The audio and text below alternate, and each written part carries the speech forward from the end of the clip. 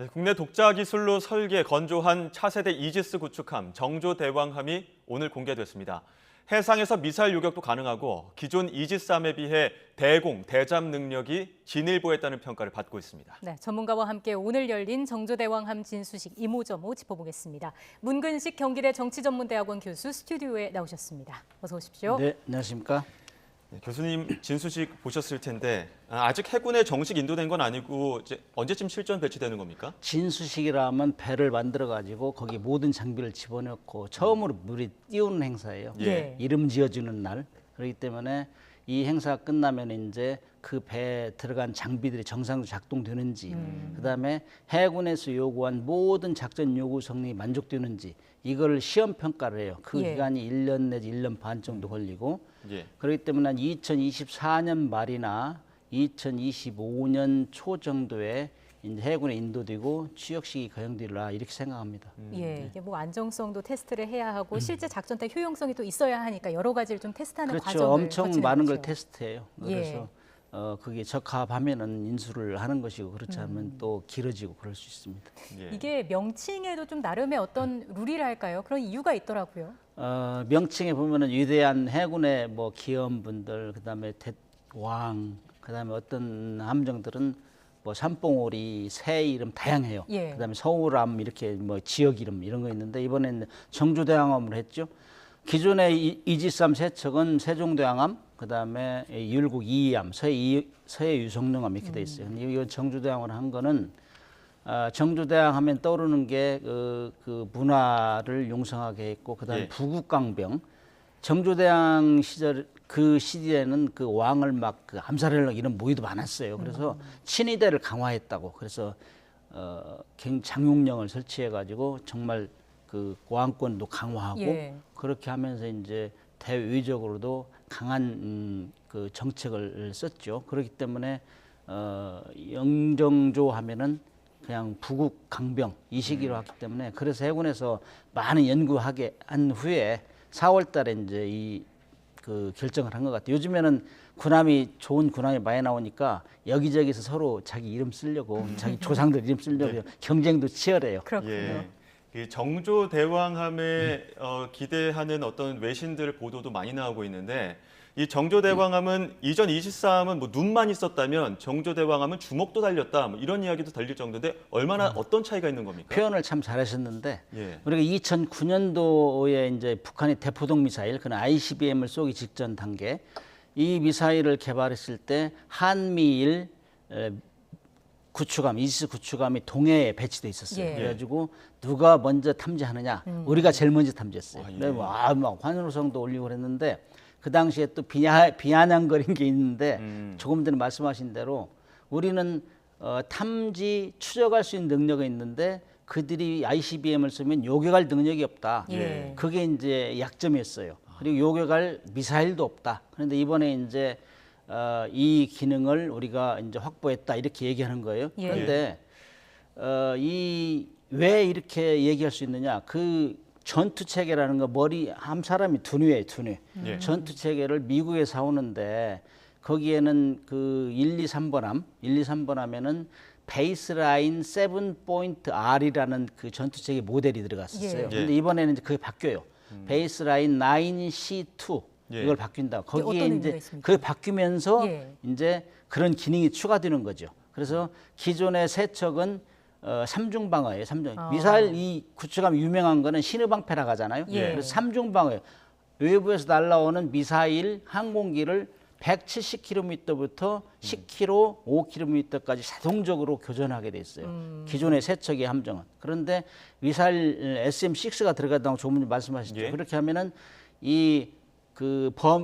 요격하는 범위가 240km에서 460km 늘어나요. SM-6는.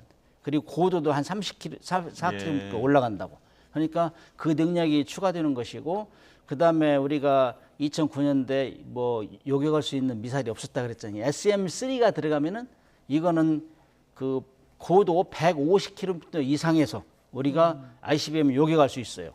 그런데 이제 우리가 아시다시피 사드는 150km 이하잖아요. 네. 그래서 그것까지 되면은 우리가 미사일 방어 체계가 굉장히 그 강화된다. 진일보했다. 네. 그래서 이제 북한에 우리가 두려워하는 것 중에 하나가 북한 핵미사일이잖아요. 예. ICBM. 거기에도 충분히 해상에 대응할 수 있다. 이런 얘기를 할 수 있는 것이죠. 예. 북한이 충분히 위협으로 느낄 만한 수준이라고 보시는 그렇죠. 거고요. 네.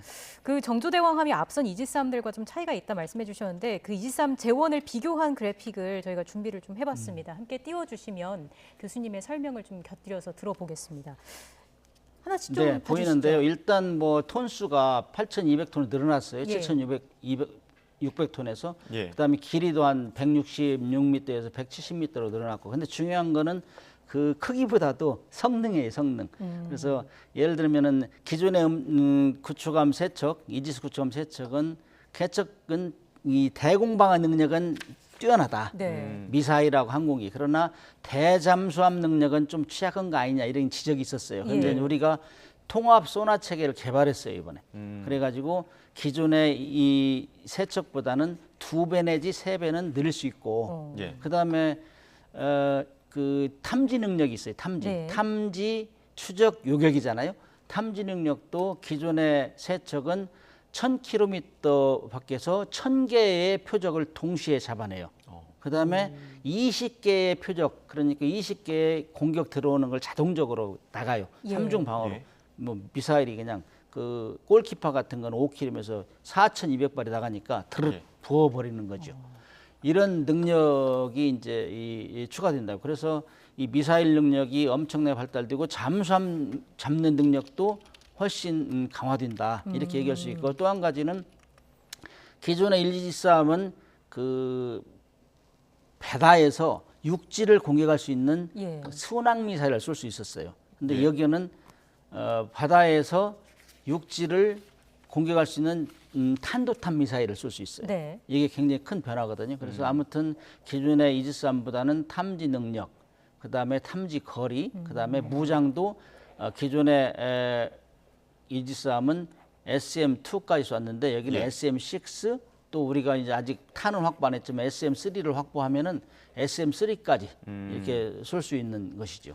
이번에 정조대왕함은 스텔스 성능도 강화됐다고 하는데 길이로만 따지면 축구장 규격보다 훨씬 큰 그렇죠. 네. 구축함입니다. 그런데 그 177m. 스텔스가 가능한 겁니까? 스텔스가 돈이 많이 들어요. 예. 그래서 미국의 가장 뛰어난 스텔스함이 주말트인데 거기는 네. 뭐 만들다 보니까는 모든 최고의 장비를 들여다 보니까는 5조 원 이상이 들었어요. 그래서 그는 척수를 줄여버렸다고요. 근데 우리는 그 정도는 아니고 미국의 알레이버크급 이런 이지스 구축함 이런 거하고 비슷해요. 그런데 거기보다는 스텔스 기능이 좀 강화되죠. 그럼 우리 건조 기술이 대단하잖아요. 우리 함정 조선 기술은 세계 1위잖아요. 예. 근데 군함 기술에서도 이제는 항공모함을 제외한 그 모든 그 함정을 다 만들어낸 거예요. 독도함도 14,500톤짜리도 만들어냈고 이지스함도 이렇게 만들어낸 거 보면은 이제는 군함 건조 기술에는 탑 수준이다 이렇게 얘기하면 됩니다. 세계 최강으로 불리는 미국의 것과 또 견줄 수 있는 수준이 그렇죠. 됐다. 지난번에는 이제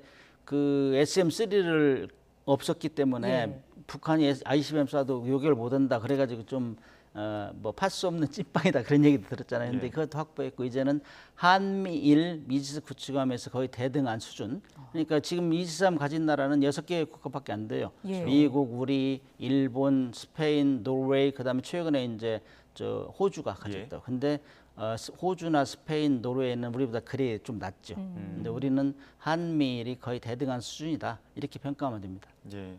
외신에서도 뭐 구축함에 판도를 바꿀 것이다 이렇게 평가하기도 했었는데 그럼에도 요격 능력은 조금 아직까지 부족하다 이런 지적들도 있는데 이 부분에 대해서 조금 전에 말씀드렸잖아요. 요격 능력이라는 거는 그 SM3, 예. SM3가 지금 우리가 제일 위협받는 게 이제 북한의 그 ICBM이니까 그거 하면은 뭐 고도 150km 이상에서 150km 그러니까 500km까지 예. 이렇게 요격할 수 있으니까 엄청 늘어나는 거죠. 예. 근데 그 능력을 가졌는데 그 SM3 미사일은 비싸요. 한 발에 150억 이상. 와. 그다음 에 예. 우리가 이번에 도입하는 SM6는 예. 한 50억 정도. 예. 그러니까 이게 다 돈덩어리입니다. 그래서 이런 굉장히 비싼 무기 체계를 확보한 우리 국민들이 자랑해요. 그만큼 예. 세금을 많이 내고 예. 대단한 국력 신장도 있다고 얘기할 수 있죠. 어쨌든 성능이 대단하고요. 앞서서 말씀해 주신 것처럼 대잠 작전 능력도 기존보다 한층 향상이 됐고 이거는 대북 억제력이 강화됐다고도 평가를 할 수 있을 것이다라는 말씀해 주셨고요. 북한뿐만 아니라 해외에서도 좀 예의주시하고 있을 것 같습니다. 우리 방산산업 발전에도 도움이 되겠죠. 이번에 림팩에 이제 우리가 미국 다음으로 많은 함정을 보냈어요. 그 마라도함, 독도함 똑같은 거. 그다음에 세종대왕함 갔잖아요. 그런데 가서 이 군함 전시하면 국력의 수준이 나와요. 네. 그렇기 때문에 다 보고 갑니다. 이번에는 현대중공업에서 그 필리핀에 수출한 재작년에는 호셀 이자람이 참가했어요. 이번에도 현대중공업에 수출한 그 함정이 필리핀 하와이에 참석했어요. 우리가 뿌듯하죠. 예. 네. 그걸 보고 이제 사가려고 하는 거예요. 그래서 우리가 대통령도 말씀하셨지만은 이제 방위산업 국가 전략 사업을 육성하겠다. 그러면은 이런 것이 아주 직결되는 것이죠. 군함은 거의 모든 기술이 다 들어가요. 예. 우주선과 버금가는 기술이다 이렇게 이해하면 되는데 특히 이제 이지스함 같은 경우는 전투함 중에서는 가장 잘 싸우는. 예. 그러니까 항공모함 자음으로 위력이 큰 전투의 능력이 뛰어난 함정이라 할 수 있기 때문에 거의 모든 기술이 들어갑니다. 그러니까 이제 우리는 현재 독도함도 만들고 이지스함까지 만들었어요. 이제 항공모함도 만들 수 있는 능력이 이제 갖춰진 거죠. 그렇기 때문에 이런 모든 것을 세계에 주목하고 있어요. 그러면은 어디서 살 것이냐? 미국과는 좀 비싼 편이에요. 네. 우리는 노력을 많이 하고 기술 개발도 해가지고 이게 이제 입소문을 타가지고 우리한테 이제 배를 사러 오는 나라가 늘어난다는 얘기죠.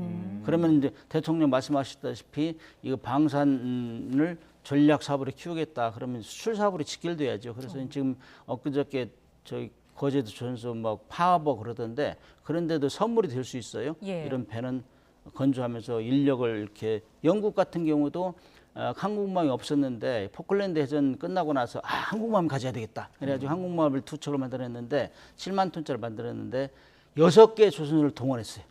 왜냐 국가 경제도 살려야 되겠다. 자주국방도 중요하지만 그래서 10,000개 이상의 일자리가 창출되고 100개 이상의 기업이 참여한 거예요. 예. 그런 것들 이번에 대통령이 좋은 말씀하셨어요. 그래서 방위산업 특히 함정 같은 경우는 잠수함이나 이런 이수상 수출하면은 엄청나요. 우리 뭐 라면 찬덩이 같이 팔아도 이 PCB 카드 하나면은 그 하는 것 같이 군함은 엄청난 부가가치가 많습니다. 오늘 진수식에 또 특별한 장면도 연출이 돼서 김건희 여사가 진수줄을 잘랐습니다. 그렇죠. 이게 관습이 있다고 하던데 어떤 관습입니까? 그렇죠. 이제 보도를 했지만은 이제 처음으로 물에 띄우면서 그냥 새로 태어나는 거죠. 네. 군함으로 태어나는 거예요. 그러니까 오늘은 정조대왕이 다시 태어나는 거예요. 그래서 이제 걸어 다녀야 된다. 물 위에서. 그래서 탯줄을 자른다 그런 얘기를 많이 하던데 이 행사는 중요합니다. 그래서 인기가 있어요. 거기에 황금 도끼로 자르는데 진짜 황금은 아니고 황금 도금을 한 거죠. 그래서 예. 인기가 서로 하려고 하면 명예스럽고 이 자르면서 이 군함이 한 탄생되면 뭐 20, 30년, 40년까지 되니까 이 자손들도 좋아해요. 그런데 이제 거기에 보면은 이 도끼로 자르기도 하지만은 예. 샴페인도 터뜨리잖아요. 예. 그러니까 해군들이 긴장해요. 샴페인 터뜨릴 때. 왜냐면은 샴페인이 안 깨지면은 이거는 뭔가 안 좋은 징크스다. 그래가지고 옛날에 소련에서는 그 최초의 핵잠수함 만들 때 그 급하게 미국을 따라가려고 노력을 많이 했어요. 그러다가 어떤 제독이 나와가지고 자기가 했는데 샴페인이 안 깨졌어요. 그 배가 거의 유령배가 됐어요. 예. 그 원자력 그 방사능 노출되고 결국엔 화재나고 엄청 힘들었다. 그런데 해군들은 그런 징크스를 좀 믿는 경향이 있어요. 근데 예. 오늘 다 터지고 탯줄도 잘 끊기고 예. 저 샴페인도 잘 터져가지고 참 예. 좋은 신호인 것 같습니다. 지금 저 그림이죠? 예. 네네. 지금 말씀하시는 동안 동시에 그 화면들이 다 나갔습니다. 아 그래요? 네. 이런 진수 의식에 다 하나하나 의미가 있다라는 그렇습니다. 말씀이신 거고요. 예, 지금 오늘 또 1년 또 2024년까지 말씀하신 것처럼 다양한 실험들이 있을 텐데 그를 통해서 또 우리 안보 해안 또 그리고 경제 발전에도 똑똑한 역할을 하기를 기대해 보도록 하겠습니다. 지금까지 문근식 경기대 교수와 함께 이야기 나눴습니다. 오늘 말씀 고맙습니다. 고맙습니다. 감사합니다.